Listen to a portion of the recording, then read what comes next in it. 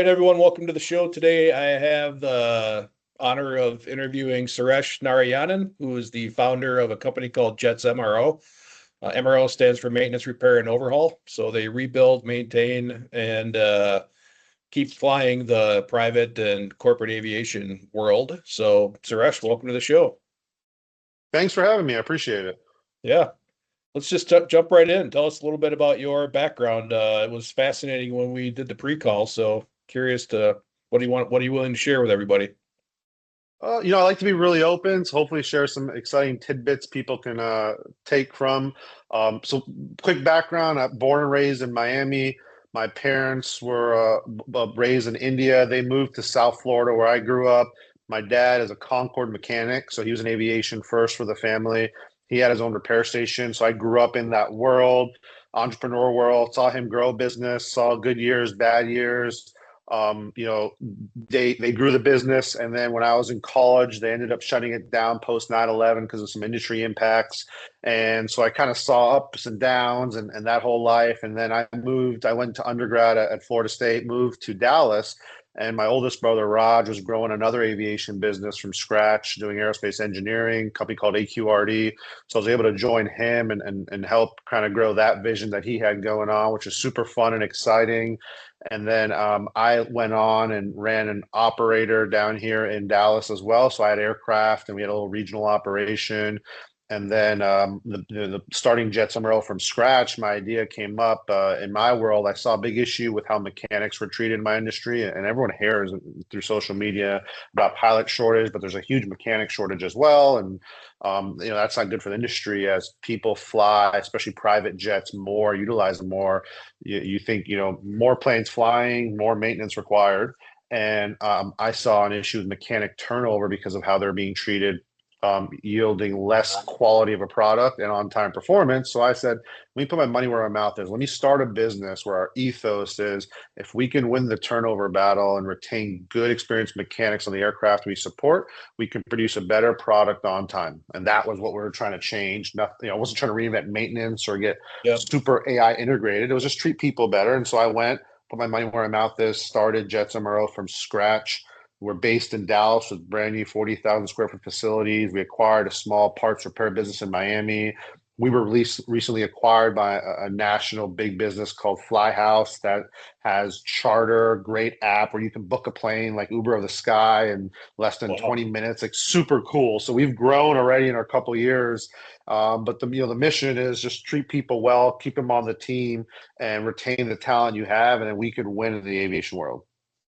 So let's dig into that a little bit. I remember when we talked about that briefly, like, and most people listening to this are construction, trades, manufacturing, or distribution businesses. And what you just said about aircraft mechanics is a common, it's like we can't find people, there's no skilled this, blah, blah, blah. So, I mean, if you're listening to this, imagine having to find an aircraft mechanic who don't actually fall off of trees, actually have complicated qualification and certification programs. So, talk a little bit, if you would, about how you do that, how you work on the turnover battle, how you make Jets MRO the place that those guys want to work and those men and women want to work at. I think the concept applies to any business. If you threw me in a construction business or any other business, I don't change how I approach it. Yep. People say people first. I'm like, no, I really mean people first. And yes, it means a lot more when labor is hard to find for these different disciplines. And so, I mean, I really think it starts with leadership. Like you got to really believe it. And I kind of joke at people. I get annoyed when I hear the words "people first," transparency, because I like to ask, well, how do you show that? Because yeah, you're going to say that. No one's going to say I'm not people first. I'm Right. not Yeah. transparent. I I want to always ask, treat how my do you people show it? like crap. Yeah. Yeah.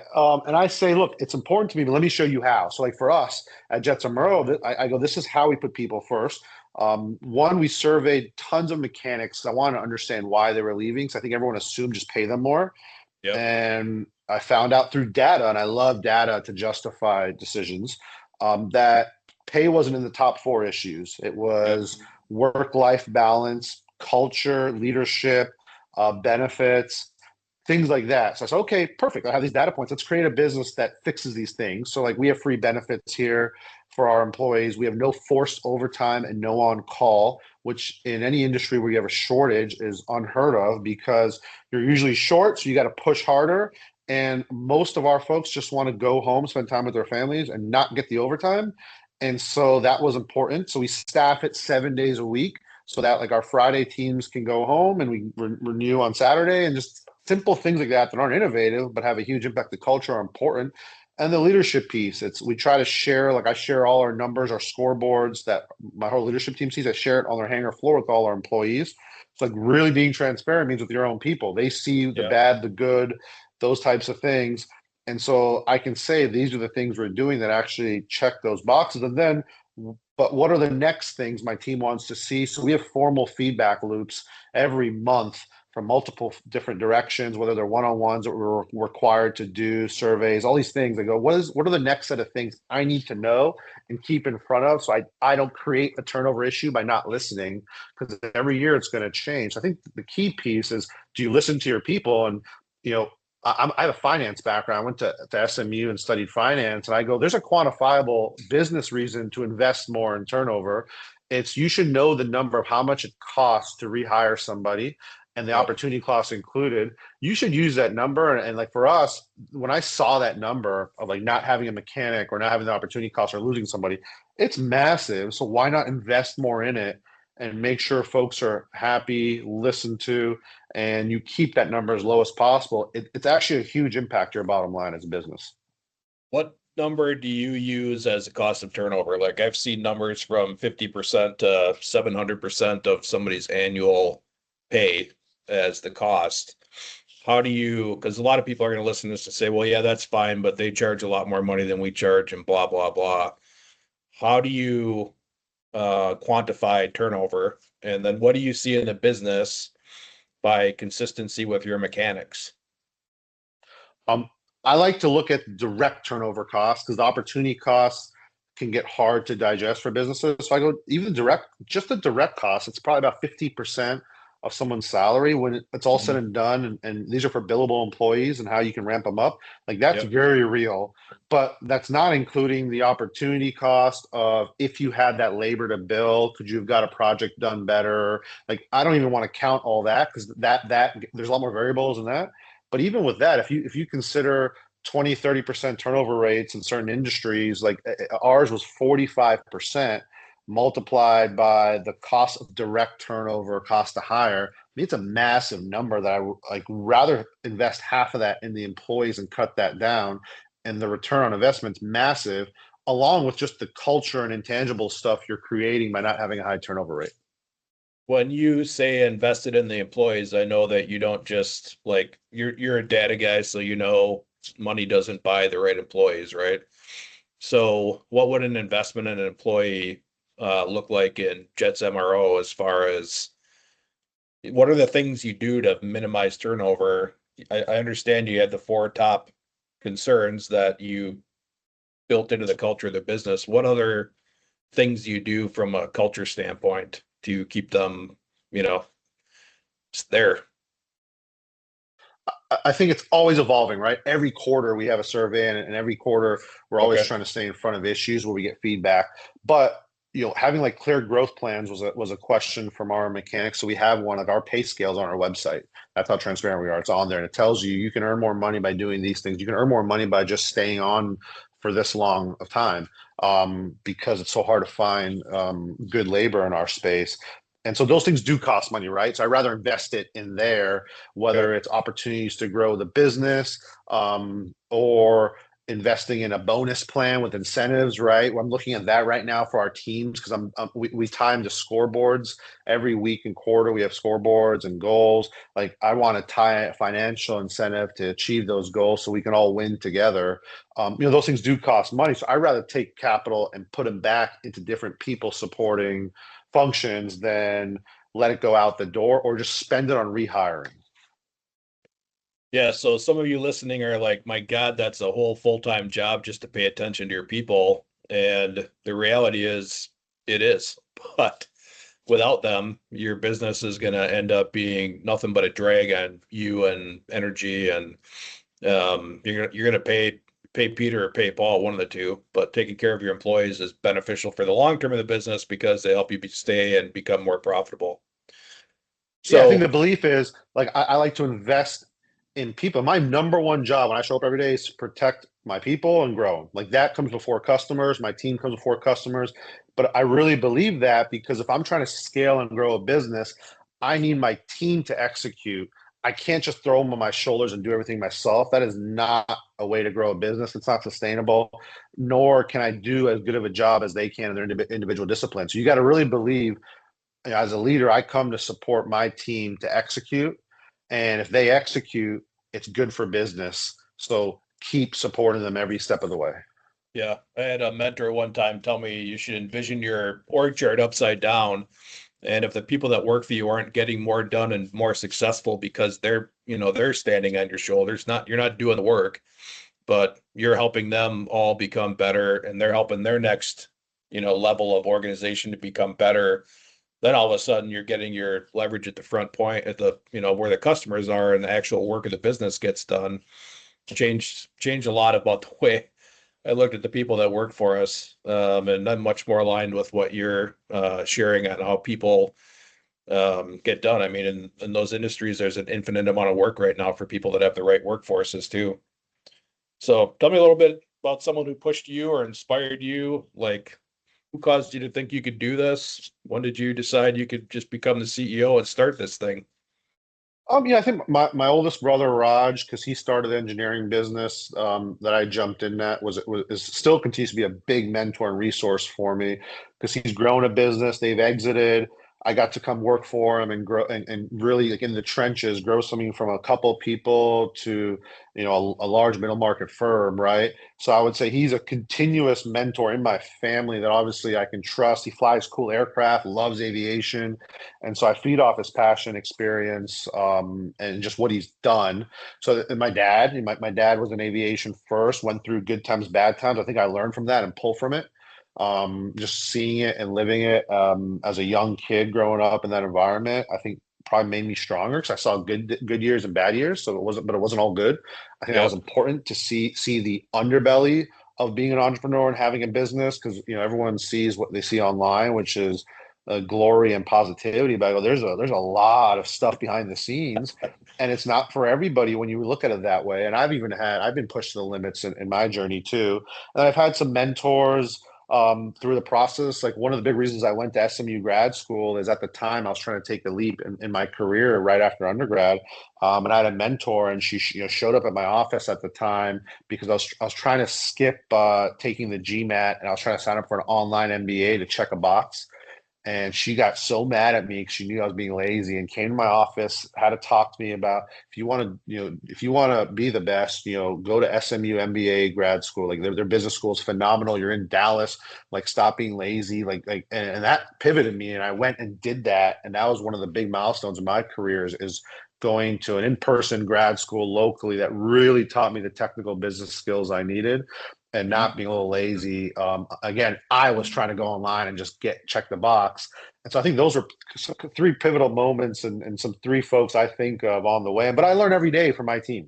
I think Yep. I definitely open up, be vulnerable, what I don't know. And the feedback I get from people, that's why I love making connections.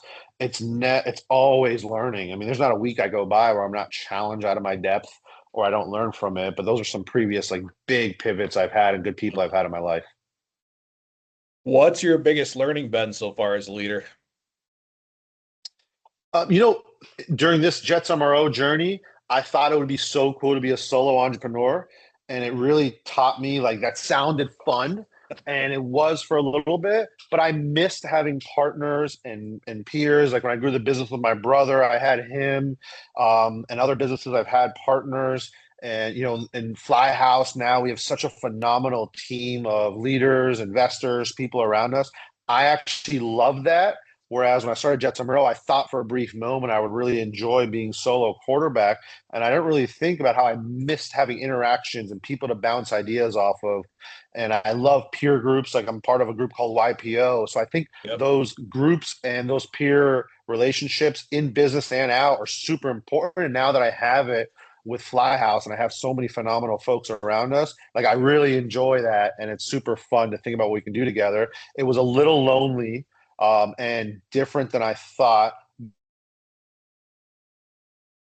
Uh-oh. A lot of it was positive, a lot of it was learning, but it was definitely different than I thought looking back. Yeah. I mean, it's interesting because a lot of people pick the solo part and stay there, or they have a partner and they pick to go solo. But I think it's partly because they're not looking at as open as you are to all the other skills that people can bring to the table. And your point, you walk in thinking about people and growth, and everybody else is thinking about fixing airplanes and overhauls and parts and all the other things. When people are doing what they're good at, the business thrives. And if they're not, then basically if you're the solopreneur or if you're the owner like getting in the way, that's the biggest thing that slows growth down in companies is thinking that you have to be in. I mean, you're in charge, but not, you don't have to be expert at everything. You just have to have experts around you. So what would you say the opposite side is the biggest challenge that you've had so far? Biggest challenge is just continue to grow, right? To make sure we're not growing too fast. We say no a lot, like as a growing company with what we're doing with our new partners. There's so many different new ideas we can bring to the table. The biggest challenge is I say, hey, we can do 2 to 3 things a quarter really well and get them done, but no more. So even me, as more of sometimes a visionary, I call myself, just because I have ideas. I'll have 20 ideas, and maybe only one of them is good for the business. So I'd say the biggest challenge is honing those ideas in, getting hyper focused every quarter. So you can look at the back of the quarter and say, hey, we got these 2 or 3 major things done that had the biggest impact on the business. Instead of like, yeah, we had 10 amazing ideas, but got none of them done. I look Yeah, at it like a download bar. If you download too many, you only have enough bandwidth to get some of them done. I'd rather get things done and make sure the priorities and time is spent on the most important priorities and not dividing time onto 10 different things is really important. And I cascade that to the team. So I'd say that's the biggest challenge is staying hyper focused on what matters most. yeah. We do quarterly planning with all our clients, and that's the top challenge is no. You have 87 things. You have three people and 87 things. There's no chance that's gonna get finished. And we have a phrase that completion changes things. So if you do a project 99% of the way, you haven't actually done the project and you don't know what it's going to cause. So as you do those top priorities that you're working through, when they get finished, then some things that looked really important in the past aren't important anymore because your project fixed it or caused it to show up in a different way. So that's an important thing, even as you guys are in a big growth path, that message, like 2 or 3 priorities, that's it. But get them done. 2 or 3 projects done every quarter will change the business. What's the next big thing for, I mean, you just got sold, I guess. So what's the next big thing for Jets MRO? I think it's really focusing on Flyhouse and their mission. Like I said, they've created an Uber of the Sky app, the Flyhouse app, where you can book a charter without talking to anyone. In industry, I love doing things different in aviation.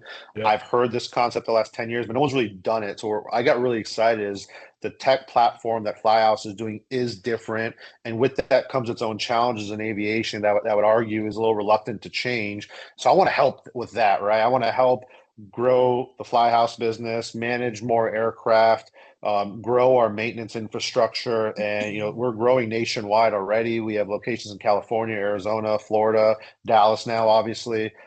That's exciting because now I can supercharge what I'm doing with a great team and do more of it.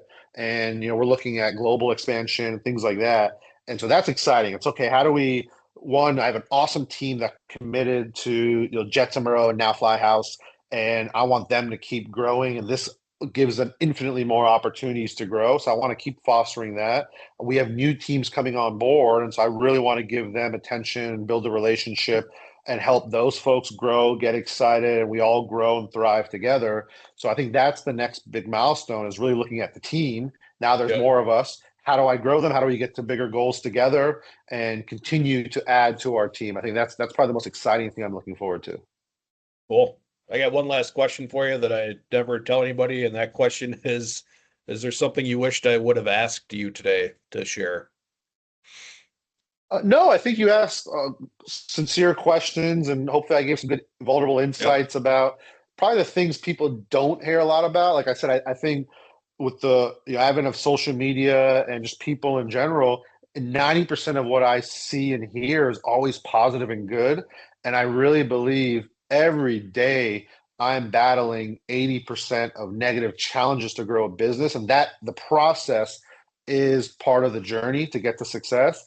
And so I Yep. try to share like what's the other stuff people don't talk about. That's the juicy stuff that hopefully is more engaging than not how great and awesome everything is, because that's not the reality ever. But like I said, if you can enjoy the process and working through those challenges, that's the fun journey of business entrepreneurship. Yeah.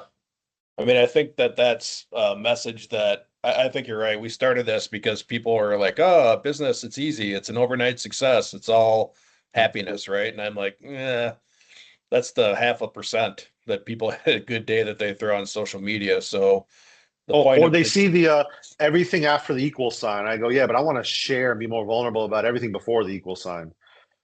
that's a great wrap. Suresh Narayanan, founder of Jets MRO. Thanks for being on the show today. I've really enjoyed your insights. Awesome. Thanks, Mike.